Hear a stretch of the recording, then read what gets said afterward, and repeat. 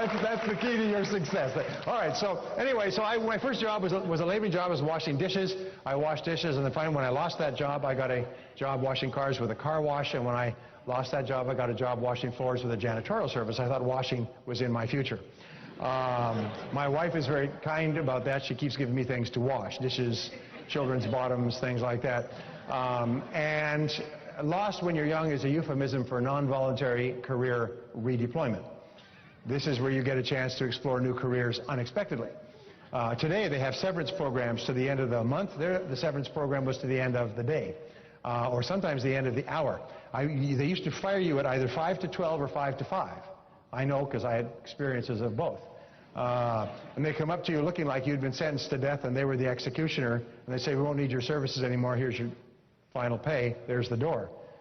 So I'd go from place to place, and I'd say, I'm looking for a job, and they say, well, we don't need much help right now. I say, well, I'm the right person for you, because I won't be much help. And that wasn't helping me much, and I went from place to place, desperate, lined up for employment, did day labor, worked as a gardener, I dug ditches, I worked as a construction laborer, carrying heavy things from place to place. I worked in sawmills stacking lumber, I worked in the brush with a chainsaw. One summer I dug wells. Now digging wells is like a metaphor for government service. That's where you start at ground level and you work down rather than up. And when you succeed, you fail, because when you find water, they fire you. Well, what's that? Looks like water. Well, cover it up. We need 2 more days' work here. Well diggers are not highly motivated, because if they find water, they put themselves out of work. It's like in the government, you're allowed to tinker with problems endlessly, but never solve one. Because if you solve a problem, then you put otherwise unemployable people out of work. So I would go from place to place. I worked on farms and ranches. When I was 23 years old, I was an itinerant farm laborer. I was sleeping on the hay in the farmer's barn. I was arising before dawn each morning and working all day to get the harvest in before the first frost. I ate with the farmer's family in the kitchen of the farmhouse. I was uneducated, I was unskilled, and at the end of the harvest, I was once more unemployed. And when I could no longer get a laboring job, how many people here are in sales? Well, that's what I got into too, when I couldn't get a laboring job, so I know where you're coming from. Yeah. And so I got into selling, and I was not afraid to work. Did you notice that selling is clean work? It's not digging ditches, it's not farm labor, it's clean work. So they told me, they gave me the 3-part sales training program, which is pretty much what we get in life. Here's your cards, here's your brochures, there's the door. After 1 month, they give you the first motivational program, which is, hang in there. After 2 months, they give you the real motivational program, is they sit you down and they look at you quite grimly and they say, look, if you don't sell something, pretty soon we'll have to fire you. They're not even paying you anything. You're working on straight commission, cold calling, and they're going to fire you. You don't even have a desk. Now that sometimes makes you so mad you go out and sell something just to spite them. All right?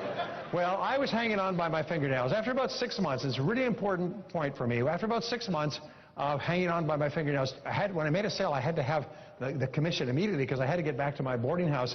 I was paying a couple of dollars a night for a room in a boarding house, and I had an ex-Gestapo landlady. Her motto was no pay, no stay, no credit, nothing. So finally, there's this one guy in our company. He's making 5 or 10 times as much as anybody else. He's got a pocket full of $20 bills that would choke a horse. I get up at 6, 7 o'clock in the morning, and I'm out there in the parking lot at 7 o'clock when people come to work. I'm working all day. I take a brief lunch, dinner between 5 and 6, and I go and knock on doors and apartment doors in the neighborhoods after dinner until 9 or 10 o'clock at night. If the light was on, I'd knock on the door. I even woke people up in their pajamas to try to sell to them. Not a good start for a sales conversation. And this guy would roll in around 9 o'clock. Prospect would come in around 9:15. They'd sit down, have a nice little chat, cup of coffee.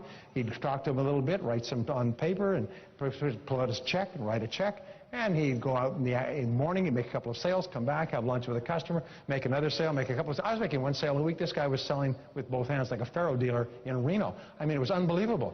And I finally, and everybody looked at him, and great, So finally I went to him and I said, tell me, what are you doing differently from me? How come you make so many sales? And he said, well, show me your presentation, I'll critique it for you. I said, you show me yours and I'll show you mine. I said, by the way, how do you define a sales presentation? He said, well, a sales presentation is a logical and orderly process where, first of all, you separate prospects from suspects. You then establish rapport with them. You don't try to make friends with people who have no money, I mean, obviously, or not qualified. You then identify their needs by asking them questions. You show that our product or service is the very best, all things considered, to satisfy their needs. You answer their questions or objections. You get them to take action, and then you get resales and referrals from the same people, which loops you back into prospecting. I couldn't believe it. I was writing this all the time. There's a logical process to it. I couldn't believe there was a logical process to it. I was using the blah, blah cell. Blah, blah, blah, blah, blah, blah, blah. I was hoping people would stop me and buy, and nobody was.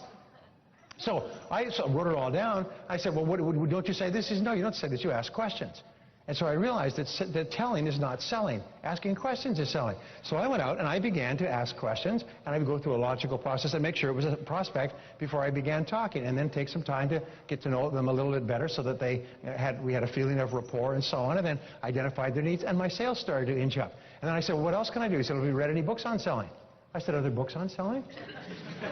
Well, there's thousands of books on selling. They've been written by some of the best salespeople in the history of the world. So I went out and began reading 1 to 2 hours every single morning. I'd get up at 5 o'clock and read 2 hours every morning and take notes and write them on 3x5 cards and carry them around with me. And I learned what to say and how to answer objections, how to get appointments, and how to work on the telephone. And my sales began to go up. And then I began to listen to audio programs. I still remember my first audio programs on sales. I thought I'd died and gone to heaven. Here's somebody who worked for 30 years, trained 20,000 salespeople, was able to make sales go into a town with 350 homes and make 346 sales, cold calling, knocking on doors. And just he explained, this is the psychology of selling. And then I began to go to courses like this. And every single time I took the information, I took action on it immediately. Now, this is so important. You know, many are called, but few are chosen. You've heard that thing. Many people hear these things, but they don't know anything about it. If it was just information that enabled a person to be successful, all librarians would be rich. Because they're surrounded with information, but they don't act on the information. So what I did is I try it out. And then sometimes it didn't work. And by the way, here's something that changed my life. I found that if you try something new for the first time, it doesn't work. Most things don't work anyway. My friend Charlie Jones would tell you that nothing works. But most things don't work the first time you try them out. Peter Drucker says this: most business ideas fail at least the first few times. But what you have to do is try it and try it again and try it again. So I would learn a way to answer an objection or to get an appointment or something else. It wouldn't work. I tried again. It wouldn't work. I finally made a decision which changed my life, and I pass it on to you. I would try something 10 times before I pass judgment on it. If it was a good idea, I'd give it 10 tries before I pass judgment. I wouldn't try it once and quit, because that's what everybody else does. Either that or they don't try it at all. So I try it 10 times, and I'd rush out. I learned something new in the morning. I'd rush out, and I'd say, I'm going to talk to 10 people today. I'm going to try it on all 10. And this is what I found. If it's a good idea, about the 5th or 6th or 7th time, it'll start to work. And then you own it. It becomes an arrow in your quiver. It's a piece of knowledge. It's a piece of skill that you have at the skin level, and you have it for the rest of your career. So I began to practice, and my sales went up and up and up until they made me a sales mangler. They said, you know, whatever you're smoking, find some other people and share it with them because it's working. And so I began recruiting people. I ran ads in the paper, and I recruited people, and I took them in, and I taught them to sell, and they went out. And today, all over the world, I meet millionaires and multimillionaires, people who run industries, run multiple industries, who I literally started on the street with no money, stone broke. One of my best guys was in jail. I had to bail him out of jail, get a lawyer, get him off the charges, pay his fine, dress him, and teach him how to sell. Today he's worth about $25 million. I had breakfast with him last year, and we were talking. I called him up. He lives a long way away. Called him up. We had breakfast, and I said, I'm so proud of everything you've accomplished. He's a major power in his community, owns multiple businesses. He's very high up in several of the major organizations. He said, I said, you've done so much with your life. It's phenomenal. He said, yeah. And he looks like this. He said, and I still remember where I started. He said, it was in that jail that you bailed me out of all those years ago. That's not in his bio, by the way. It's not mentioned there. Anyway, so what I found was that you can learn anything you need to learn to achieve any goal that you want for yourself. Now, here's an important point. And for instance, if I asked Dale said to me, Brian, would you give me a call later on this week? And I said, sure, I'll give you a call later on this week. And I'll walk away. Well, what would Dale say? Well, don't you want my phone number? I say, no. What, you live in Phoenix? Phoenix, pretty good. This is simple. Just certain numbers. I'll just punch the buttons till I get through. Punch. Dale, that's you? No? Again, punch. Dale, that's you? No, punch. It's only 7 digits plus an area code. Hey, what could be harder than that, huh? That's you? Now, how long would it take me to get through to Dale if I just punched the buttons at random? Never would. It's hundreds of thousands of millions of words. Do you know how many Social Security numbers we have? Made up of what? It's 4, 2, 3, 9 digits. Here's 10 digits. In other words, hundreds of millions. I would never get through to Dale. But what if Dale gave me his number, and it was 235 1234, and I wrote it down. I got the area code. I could dial Dale from anywhere in the world, and if he was there, I'd get through. And I could give Dale's number. It's Gail. Karen, I'm sorry, give it to Karen. Karen could call. I'll give it to you. You could call. If you had the right number, you could get through. Isn't that true? In other words, if you have the number in the right sequence, you can dial from anywhere and you'll get through. But now what if they'll give you the number and it's the last 4 digits are 1, 2, 3, 4, and I wrote them down 1, 3, 2, 4. I got 1 digit out of place. Now that's not very much. You know, 1 crummy digit. I mean, we're talking about, what, 10 numbers here and 1 digit. Now, I shouldn't be penalized for that, should I? But if I tried to get through to Dale with the wrong digits in the wrong order, would I get through? What if I was sincere and hardworking and I set goals and I came to Jim Rohn's seminars and I read books and listened to tapes and I loved the Lord and paid my taxes and was a good family person, but I wasn't dialing the numbers in the right sequence? Would I ever get through? No. This is why people fail, is they may know the right numbers, but they don't have them in the right sequence. Here's an interesting question. If you went to the university, for example, to get a degree in engineering, could you take any courses you wanted? Could you say, well, I'll take a few of these courses after 4 years. Well, I've taken a whole bunch of courses. I like my degree now. They'd laugh in your face, wouldn't they? If you go to get a degree in any subject, what do you have to do? You have to take certain courses in order, in sequence, some before and some after. Some are prerequisites and so on. You have to take the courses in sequence. And only when you've passed all the required courses in sequence do you get your degree. But you get your degree automatically if you've done the courses. That's the key to success. If you want to be successful in real estate or in building your own business, most people run their own business like broken teeth. In other words, they know a little bit about this and a little bit about that and a bit about this, and they can make a couple of sales and negotiate some purchases and so on and so forth. And 86% of business owners in America make less than they would earn if they were working for wages with someone else. Why? It's because they have not learned the entire sequence of building and operating a business. And yet you look at the Fortune 500 companies that are multi-billion-dollar companies, almost everyone started on a kitchen table. You find that one way or another they've learned all the necessary steps, and they do them in the proper sequence. And if you start to do things in the proper sequence, you get through every single time. Are you with me so far? This is really important. It's the difference between success and failure. Anyway, so imagine you went to the dentist and the dentist decided to drill before putting in the anesthesia. I mean, what's wrong with that? I mean, the anesthesia, you're already in the drilling, later in the drilling. Would this be a good dentist? No, there's a sequence, for Christ's sakes. Well, how about they drill before they do any x-rays? Let's drill before we do any x-rays. So who knows what tooth needs it? Let's drill them all, you know. That's what people do in selling. They just call them all. What the heck? Who knows if... Anyway, I'm not going to get there. So what I learned is that there's a proper order and sequence. And what I learned was this, and it changed my life. What I learned was the law of cause and effect. Now, the law of cause and effect is called the granddaddy law. It's the iron law of the universe. It says that for every effect in your life, there's a cause. That everything happens for a reason. It says that success is not an accident. Failure is not an accident. Everything happens for a reason. And if you can be clear about the effect that you want, which is why Jim and Dennis talk so much about goals, and I will later, is if you can be clear about the effect that you want, you can trace it back to someone who at one time did not have that effect, and then find out what they did, and do the same thing over and over again until you get the same result.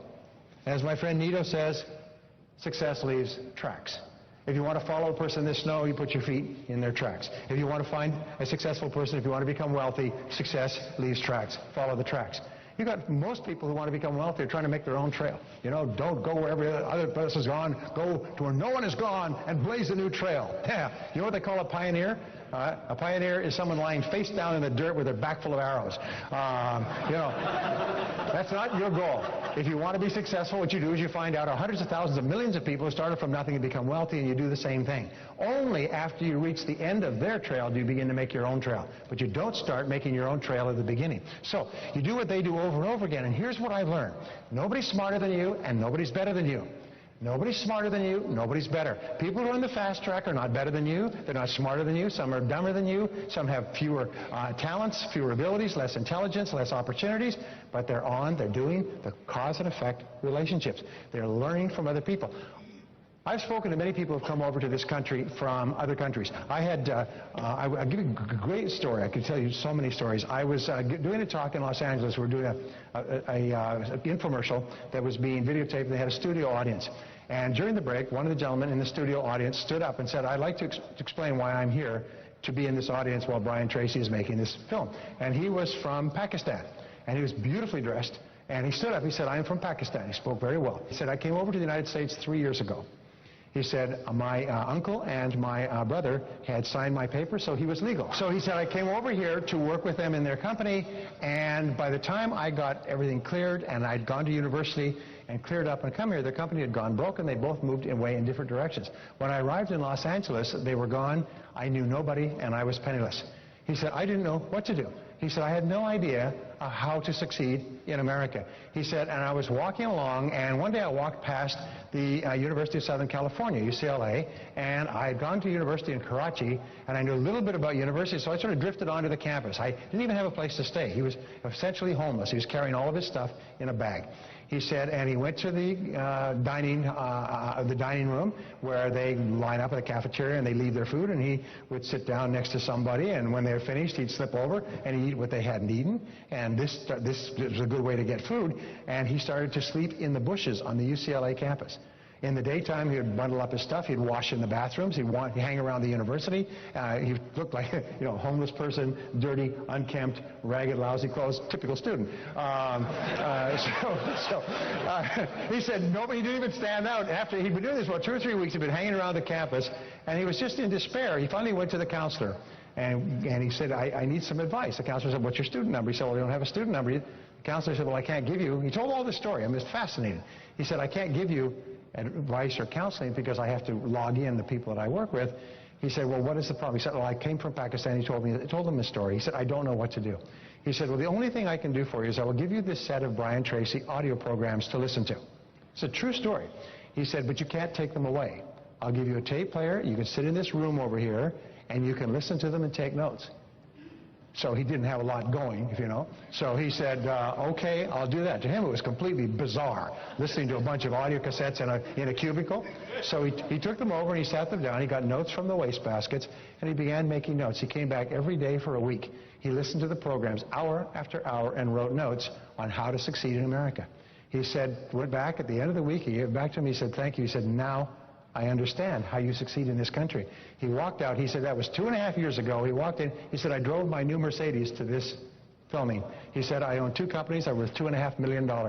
He was wearing a Giorgio Armani suit. He had a Rolex watch. It's beautifully turned out. He said, I have a beautiful home. He said, I have 2 businesses. I'm just starting a 3rd. He said, now I know how it works. And now I can do it over and over again. Now, that is a great story from a person coming from absolutely nothing, and it's a true story, by the way. It's one of those stories that it wasn't true. It should be. Okay. But it's word for word true. Anyway, so the law of cause and effect says that if you do what other successful people do, you get the same results they will. But if you don't do what other successful people do, nothing can help you. So your job and my job, and this changed my whole life. Chris mentioned I started, built, managed, or turned around 22 businesses.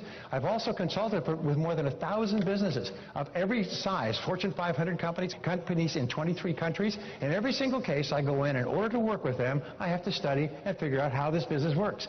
What are the cause and effect relationships? How is money, income, profit generated in this business? What are the constraints that are holding profit back? And so on. And so I've been able to develop a pretty good intellectual foundation in these companies, but what I found is if you do what other successful people do in an industry, you get the same results. Do you know that in business today, the 80-20 rule applies? Is that 20% of businesses make all the money, and the other 80% are marginal? And they all start off at the same starting line, but 20% make all the money. In our society, 20% of the people make all the money, and the other 80% worry about money all their life. So which would you like to be in, the top 20 or the bottom 80? Top 20. Now make the decision to be in the top 20, then the only question you ask is how do you get there? Well, here is the turning point for me. As I began to study philosophy and metaphysics, what I found is that thoughts are causes. Thoughts are causes, and conditions are effects. And when I learned this, I couldn't believe it. Thoughts are causes? You mean my thoughts control the conditions of my life? I want to give you one of the simplest of all mathematical formulations. It's this. 1 equals 1. There's a direct relationship between what you think and what happens to you. The quality of your thinking determines the quality of your life. Your thoughts are causes and your conditions are effects. In other words, you create your own world by the way you think. And the great philosophers, the great metaphysicians, the great mystical teachers and spiritual teachers and all the religions have come to this conclusion, is that you become what you think about most of the time. You become what you think about most of the time. Now, you've heard this over and over again, but it's absolutely astonishing. You become what you think about most of the time. So the question I have to ask you is, what do you think about most of the time? What they found, self-made millionaires think about becoming financially independent most of the time, starting at a very early age. And every single financial decision they make throughout their years is, will this help me to be financially independent or not? And if it won't, then I won't do it. I just put it off for now, and I'm going to make the decision that will lead to financial independence. Thin people think about being thin most of the time. Fit people think about being fit. Loving people think about being loving. Happy people think about being happy. Are you with me so far? Yes, so what do you think about most of the time? By the way, this principle is true, but it's not always true, because if it was always true, every young man would turn into a young woman by the age of 20. And fat people would turn into pizzas, you know, okay. But you do become what you think about most of the time. So what they did at the University of Pennsylvania is they took 350,000 people like yourselves and myself, entrepreneurs, ambitious, people in sales, people who are going somewhere with their life, and they interviewed them over a 6, 12, 18, 24-month period, and they did psychographic and demographic tests on them, and they asked them the question, what do you think about most of the time? What do you think about most of the time? Now, I said before that you are in an elite, that you're in the top 10%. And how do we know that? It's because you're here. Only the top 10% of adults will ever come to a seminar like this in their whole lives. In fact, I've met people 40 and 50 years old who have never been to a seminar or an adult learning experience after they left school. They have never been to one. It's almost like this world of continuous learning and upgrading of skills runs parallel. It's a parallel universe to them. They don't even participate in it. Many people that you told you were coming to this couldn't believe it. They couldn't understand. Why on earth would you go to something like that? You know all that stuff. Whenever somebody says to me, I know all that stuff, I say, geez, you must be rich. Geez, you must be rich. Could I borrow a mill from you? Because if you know all that stuff, you must be awfully rich.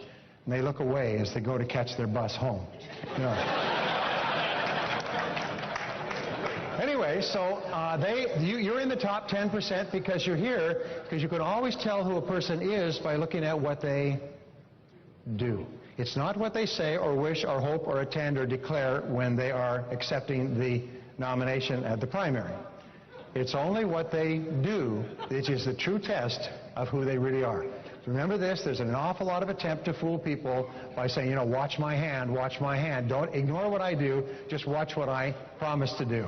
No, always just watch what a person does, because what a person does is the true expression of their real values. Only action is action.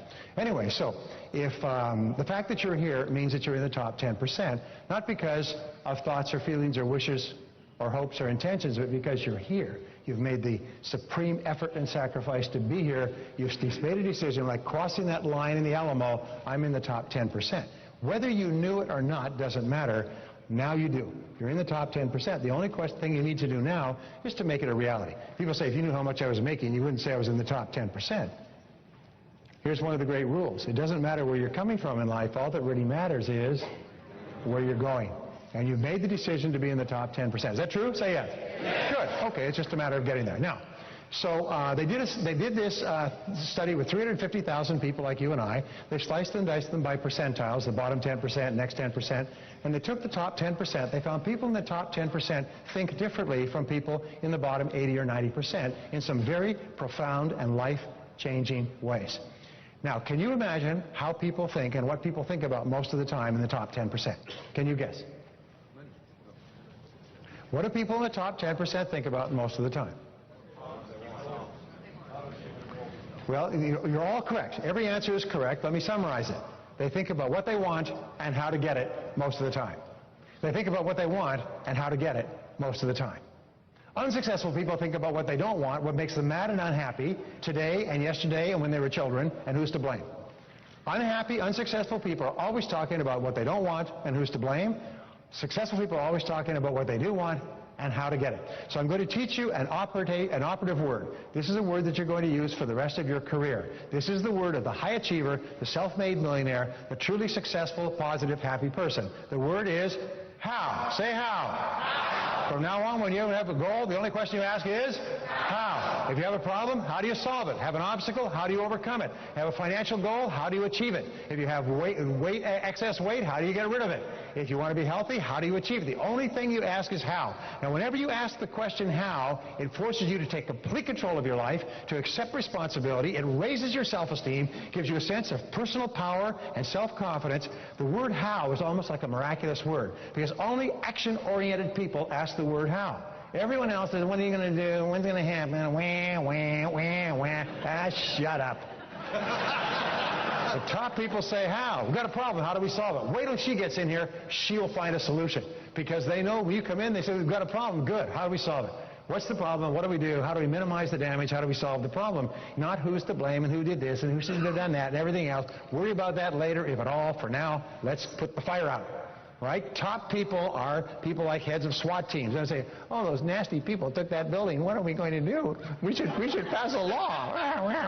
You know, no. What they do is they say, hit a building, kill them all, let God sort them out. You know. Anyway, I'm sorry. That's old programming. We live in California. We sit under triangles and put crystals in our armpits out here. Okay. Light incense and say Om, Om, and the money will come. Om, Om. Yeah, you're going to get a quarter in this hand, a nickel in that hand, and that's all you're going to. Anyway. So what they found is people in the top 10% are people who think about what they want and how to get it most of the time. And that's what your job is, to think about what you want and how to get it. When I talked about getting off the low road onto the high road, the turning point in your life, we say, look at all those people on that high road. Those people are doing so well in life. How do we get onto that road as well? The very fastest way is you find somebody who's successful and you go and say, how would I get onto the same road you're on? And here's the most wonderful thing. You're surrounded by some of the most wonderful people in America, and I'll tell you this, every person in this room, if you ask them, what advice would you give me to be more successful, they'll tell you the best they've got. They wouldn't give you their third best idea. If you turn to the person next to you and you said, what's the very best idea for success that you would share with me based on your experience, they'll give you the best idea they could think of. Here's an exercise I did. I want you to think about the answer to this question. If someone were to ask you, a young person, say, what is the most important success principle you ever learned? What's the most important success principle you learned to help you to be successful? What answer would you give? I was working with a large company. We were doing an international seminar, and I just spontaneously said, I'll tell you what, if everybody here will just write down their answer, their one word of advice, and bring them up here and just put them on the stage at the break, we will take those and we'll publish them all, and everybody who gives us an answer will get the answers from everybody else. We did that. The company's sales went up 500% in the next 3 years, because they all had the best success principles for everybody. So if I were to ask you that question, would you have an answer? All right. And what I want you to do is I want you to turn to the person to the right and left of you, and I would say, what would be your answer? What would be the best success principle you could think of if I was to ask you one success idea? What idea would it be? Turn to the person next to you and give them your best idea. Go ahead.